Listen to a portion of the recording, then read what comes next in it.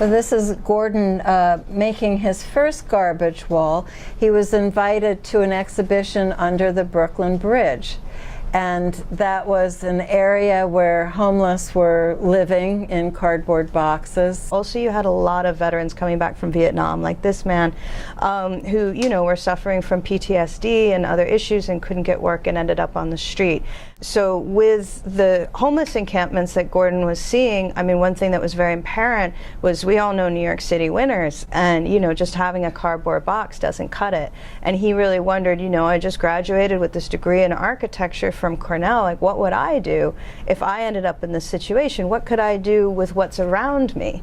And on this site, as on many sites, there was a lot of garbage. But so Gordon went here and saw all this garbage around and started making these walls. The original walls that he made were destroyed, but this is a piece that we remake, and we have made it all over the world. And it's a really great piece because you know, we work with students like yourselves or other members of the community, and everybody collects their own garbage. And what's interesting is everybody's garbage is different. So what I brought to Gordon Matta-Clark's garbage wall was an old One Direction poster. It was in my room for like maybe like 4 years. So like it has like some type of significance because it was like with me for like my whole teenage years, I guess you can say. Well, what I bought for the garbage wall was a bottle that my girlfriend had made to store the candy I had for Halloween. And basically, I ate all the candy, and I thought it was going to be a nice addition to the piece because, well, of course my girlfriend means something to me, and having it there, like, put out as art really, you know, put it to good use rather than just throwing it out. I brought in Legos, cheap Legos that my brothers have had for 5 years, I think. I guess I brought it in because, yeah, they play with it, but not that much. This can be the top of the tap. This is a pretty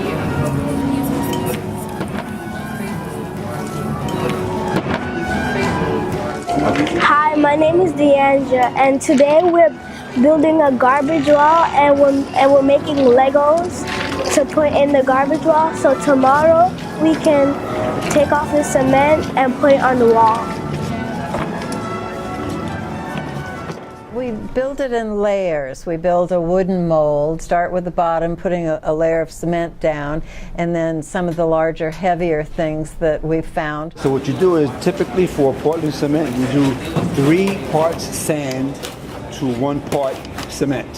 So that's 3 shovels of sand and 1 shovel of cement. The initial base is in a little thicker consistency to hold the base, and then the remainder, Jane has told us, to make it a little bit more watery so that it can fill in all the gaps.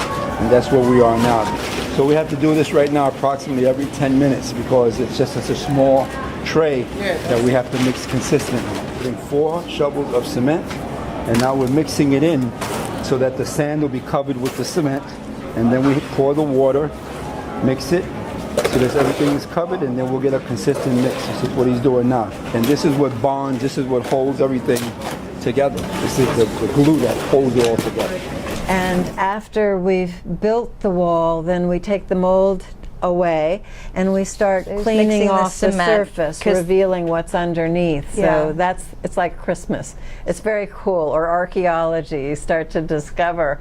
Even though this was a piece that was first done in 1971, you know, we really feel like it's still very relevant, and you know, it very much touches on a lot of issues that are still huge issues today, about homelessness, about environmental issues, and again, like, you know, what's wonderful about art is it can kind of transform these things for you to see them anew and have these conversations. So.